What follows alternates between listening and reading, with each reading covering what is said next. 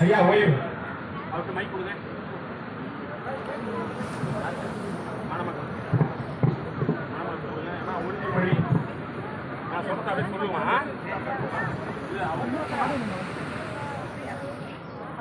call taxi நீங்கள் அது போயிடுச்சு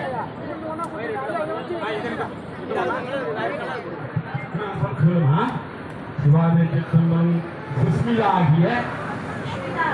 நான் அச்சம் நாணம் மடம் கைப்பு ஆகிய பெண்ணின்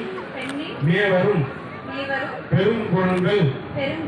நான்கு நின்றும் சிறிதும் வலுவாது தற்காத்து தற்கொண்டார் பேணி தகை சார்ந்த சொற்காத்து